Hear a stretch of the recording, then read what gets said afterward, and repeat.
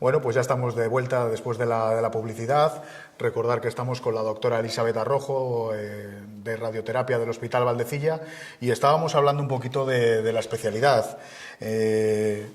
Hablábamos de que, bueno, pues según he visto en noticias desde enero del 2018, bueno, hablaban de que la máquina de radioterapia intraoperatoria más avanzada de España, que es la que ha donado la Fundación de Amancio Ortega, bueno, pues que ya está funcionando en el hospital y bueno, pues con... se venía en la noticia, que por cierto me llamó la atención porque el 11 de junio del 2018 también volví a ver que como que se ponía en marcha y todo esto. Y bueno, ¿qué tal son los resultados? Porque al final vemos en toda España que ha habido multitud de donaciones, que se van a conseguir grandes resultados con la máquina. Y aquí en Valdecilla, ¿cómo ha sido la experiencia? Pues bueno, yo tengo que decir que la experiencia de momento ha sido tener la máquina, porque a día de hoy todavía no la estamos utilizando, desafortunadamente. A día de hoy estamos pendientes del permiso del Consejo de Seguridad Nuclear, que bueno, a veces la burocracia es bastante compleja y parece que ese es uno de los problemas fundamentales, ¿no? Con lo cual a todos nos gustaría, de hecho los pacientes pues vienen y nos comentan, he visto en la prensa que está esto, yo quiero que me traten con esta tecnología, pero desafortunadamente a día de hoy pues todavía no hemos podido experimentar con ella ni tener resultados, ¿no? Así pues, que la verdad que una lástima porque, bueno, pues tal y como viene en la prensa, la verdad es que parece ser que viene a dar solución a muchos problemas con los que os encontráis hoy en día. sí. La verdad es que es un tratamiento que la gran ventaja que tiene es que, igual que la braquiterapia que hicimos de mama, esto permite hacer la radioterapia en una única sesión, además durante la cirugía, con lo cual el paciente no tiene que volver otra vez. Es algo que todos esperamos con pues, muchísimas ganas y la intención de tenerlo lo antes posible, pero desafortunadamente pues parece que la burocracia muchas veces es compleja. Ahora pues estamos pendientes del permiso del Consejo de Seguridad Nuclear para tener la aprobación y la verdad es que yo espero que sea muy pronto, pero en esto de las fechas mi experiencia es que son bastante complicadas de definir, ¿no? Porque uno espera una cosa, pero la burocracia es bastante compleja. Hablando un poquito de las noticias estas, el 11 de junio leí que había una nota también del jefe de servicio de radioterapia hablando de que, bueno, de que no solamente se traía esta máquina, sino que se iba a traer otra máquina, pues también que parece bueno, que va a dar grandísimos resultados, como es la oncotermia. Hablaban el 11 de junio de que, bueno, en un mes más o menos estaría por aquí. No ha llegado todavía, desafortunadamente. La verdad es que se supone que la tendremos muy prontito, probablemente el mes que viene estará, pero nuevamente con esto nos pasa la oncotermia, va a suponer un avance también muy importante. Valdecilla va a ser uno de los hospitales pioneros, que además tengo la fortuna de que uno de los estudios que se van a hacer a nivel de cerebro, pues podré liderarlo con este tipo de tratamientos. Y la oncotermia va a aportar pues, algo que puede ser de gran ayuda a los pacientes, especialmente en aquellos casos donde además ya no tenemos otros tratamientos. Pacientes con tumores cerebrales, que son pacientes jóvenes, con enfermedades que además de un pronóstico no muy bueno, les vamos a poder aportar un gran beneficio, teniendo en cuenta que además esta técnica pues, no tiene efectos secundarios realmente, que eso también es algo muy importante, ¿no? El poder ofertarle una opción de tratamiento al paciente que no es una opción totalmente curativa, y esto es muy importante que el paciente lo sepa, sino que puede ayudarnos a cronificar un poco esa enfermedad, a que las cosas vayan mejor, a que ese tumor pueda reducir. Pues esto, que no tenga efectos secundarios, pues también es muy importante, porque muchas veces los pacientes pues ya están bastante pues, afectados por todos los tratamientos. Llevamos un tiempo largo intentando pues, tener la máquina en Valdecilla, pero bueno, todas las cuestiones burocráticas al final, pues bueno, yo siempre digo que las cosas de las alturas, pues las alturas saben cómo van, ¿no? Pero que todo se retrasa y ahora sí que parece que afortunadamente pues para el mes que viene estará.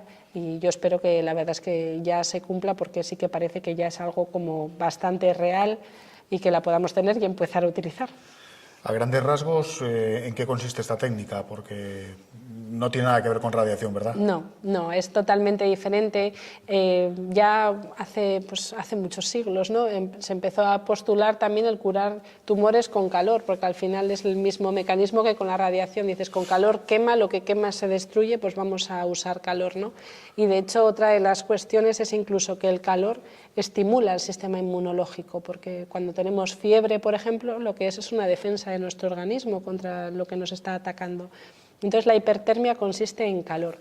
¿Y qué es la oncotermia exactamente? Pues es como un tipo de hipertermia, pero un poquito como más avanzado, ¿no? No es simplemente dar calor, sino que es transmitir energía que produce calor, que son dos cosas diferentes. Yo lo explico de manera un poco sencilla, como decir, pues no es lo mismo cuando tú, por ejemplo, tocas un ordenador portátil que está caliente porque produce calor, que el calor que tú le das a través del enchufe, la energía, ¿no? Que genera al final calor, pero de otra manera.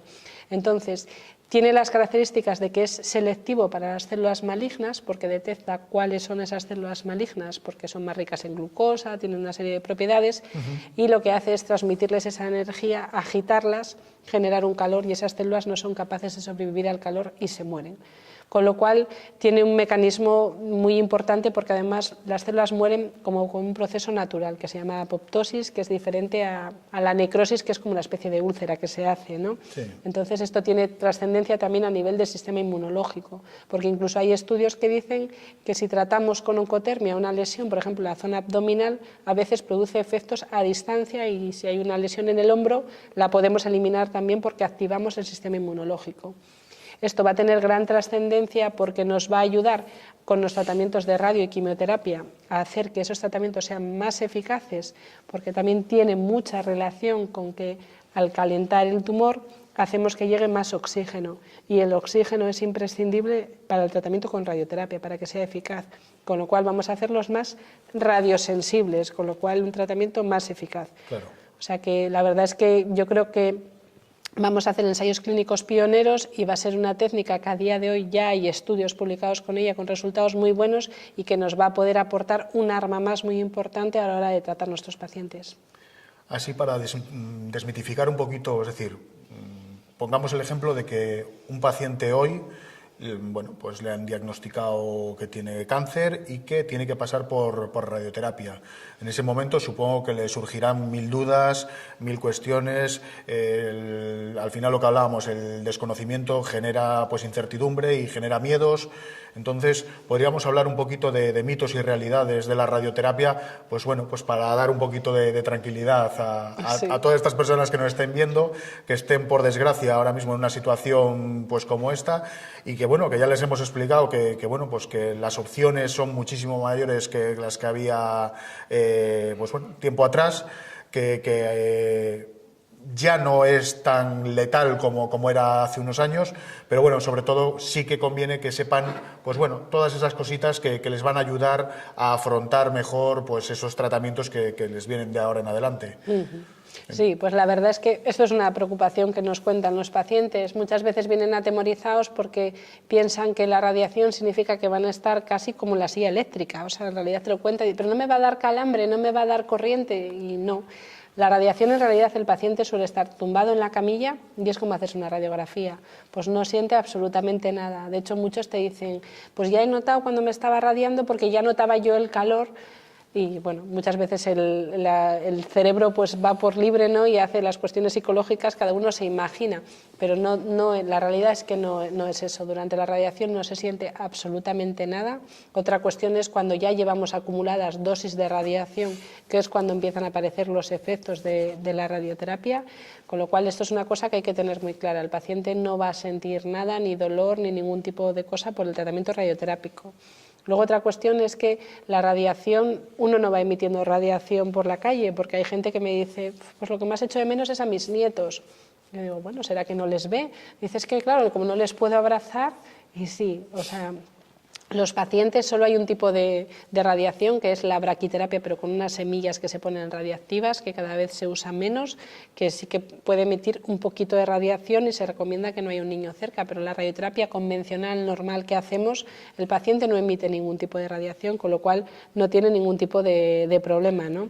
Y luego respecto, pues hay gente que tiene sus mitos de pues no puedo comer, o sí puedo comer, o me voy a echar esta crema antes, entonces no tiene que haber ningún tipo de dieta especial, salvo que la recomendemos porque el paciente pues tenga diarrea o tenga algún tipo de problema que tenga que llevar una dieta específica, ¿no? Pero si no, se puede hacer una vida normal. Simplemente hay que tener precaución con el sol porque la piel radiada es más sensible a la radiación solar, pero no produce ningún tipo de trastorno externo y sobre todo también hay que tener en cuenta que los efectos son a nivel de la zona donde tratamos con radioterapia, porque muchas veces pues los pacientes vienen, los pobres, te dicen pues le estás tratando a lo mejor una lesión en el hombro y le ha salido una herida en el pie y piensa que es consecuencia de ello y no, la radiación solo hace efecto donde la ponemos, con lo cual yo siempre les digo, la mayoría de cosas que ocurran donde pongamos la radioterapia casi 100% seguro son culpa nuestra, de la radiación, pero las otras cosas que ocurran en realidad la mayoría de las veces no tienen ningún tipo de relación. ¿Qué tipo de efectos secundarios generales podemos encontrarnos después de un tratamiento de radioterapia?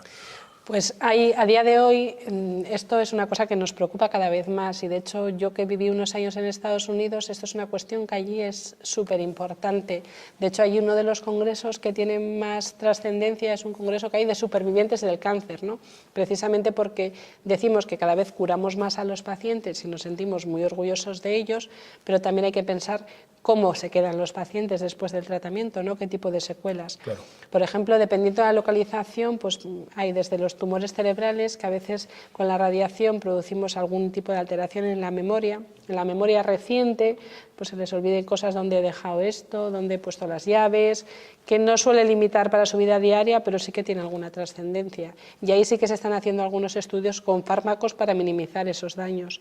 En los pacientes de cabeza y cuello, pues la sequedad de boca. Eso es algo que a día de hoy no tenemos prácticamente nada para ello y que les limita muchísimo su calidad de vida, porque son personas que casi no pueden hablar muchas veces porque tienen la boca muy seca, tienen que estar bebiendo agua continuamente, con lo cual eso les da problemas. A nivel de los tumores, pues todo lo que es zona del abdomen, zona ginecológica, urológicos, pueden tener a veces secuelas de obstrucciones intestinales porque la radiación afecta al intestino y puedan tener algunas consecuencias.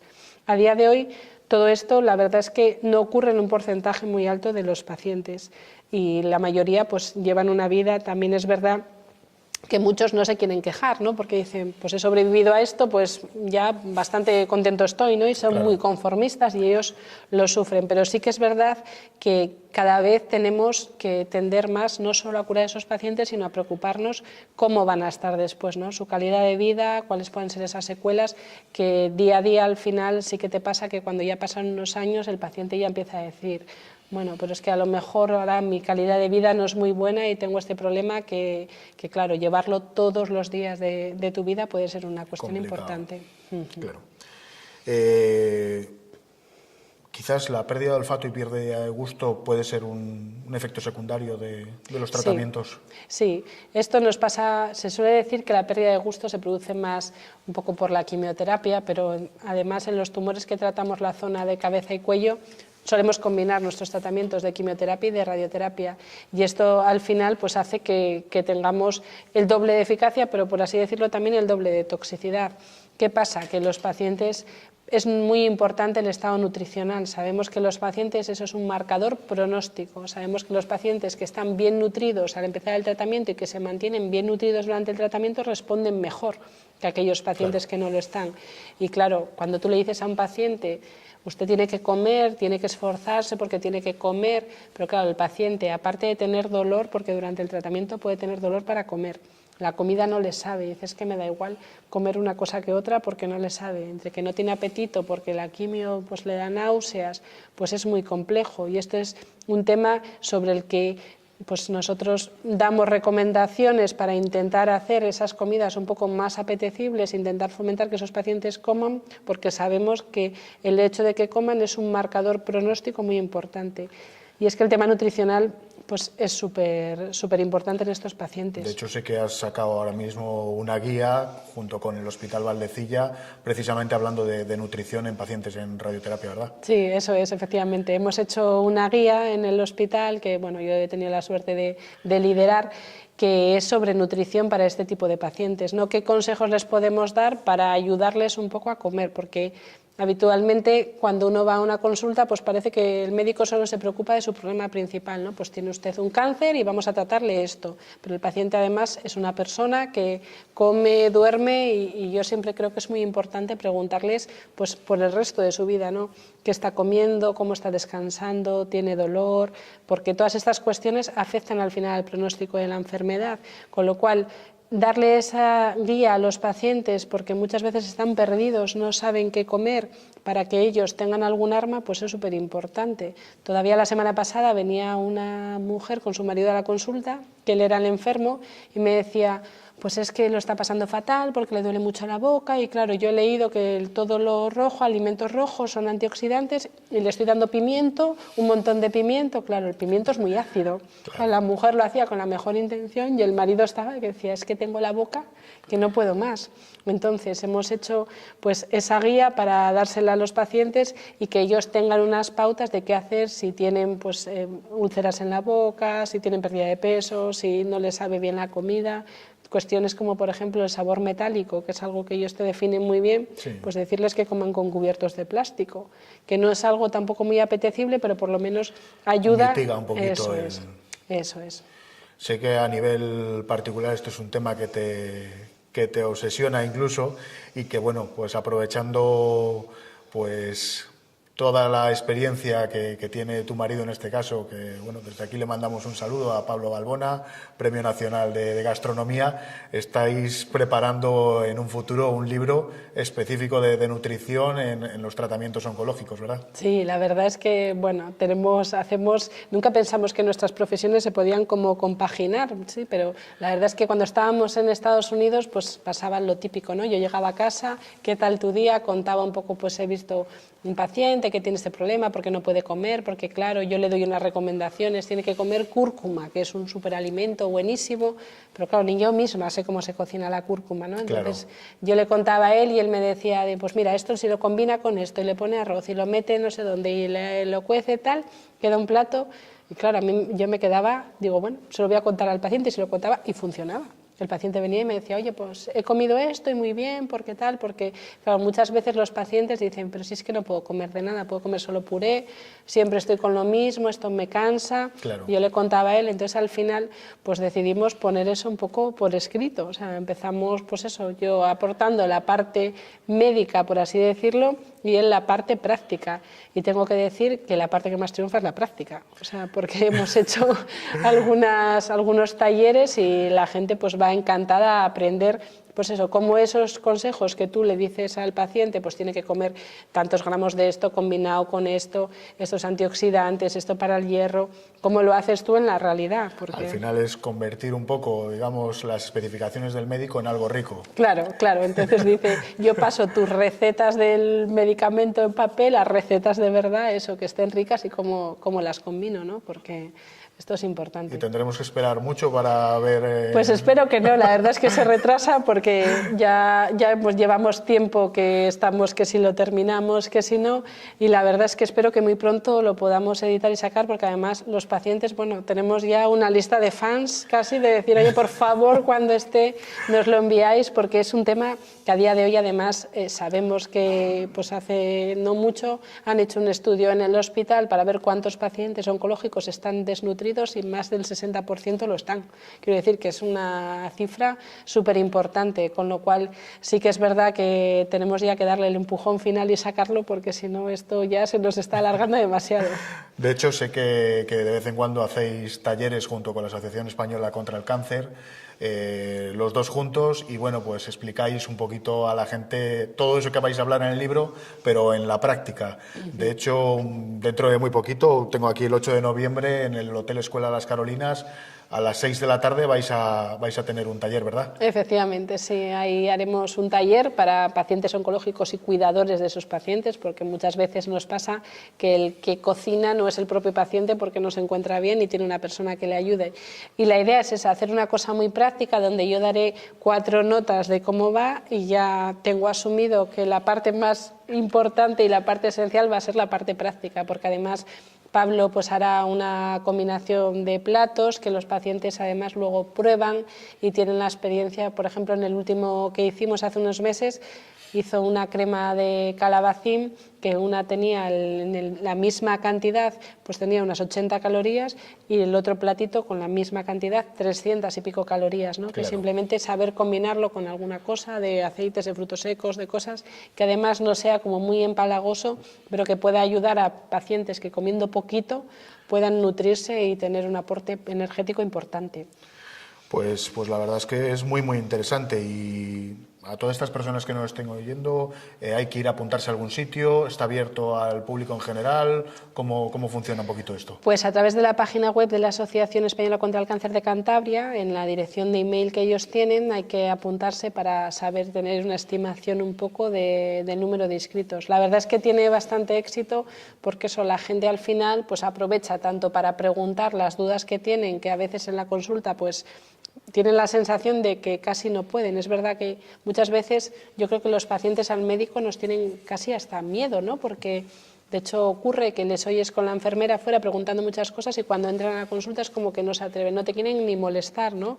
Entonces se quedan con muchas dudas, por ejemplo en el tema de la alimentación, pues cómo tienen que combinar los alimentos, cómo tienen pues eso, que cocinarlo, porque por ejemplo la gente piensa, pues bueno, una dieta rica en hierro, ¿no? Pues tienen el hierro bajo, pues vamos a comer espinacas, por decirlo algo, y luego se comen un yogur de postre y entonces el hierro no se absorbe. Claro. Entonces son cosas que parece que es una tontería y la gente se queda muy sorprendida, pero si uno toma espinacas por el hierro, no se puede tomar un lácteo después porque entonces eso no se absorbe muy bien, hay que combinarlo con otra cosa, una fruta y cosas así. Con lo cual, al final, la verdad es que tiene mucha aceptación y es algo que los pacientes agradecen y que, bueno, todos disfrutamos porque al final... Sin duda que será interesantísimo.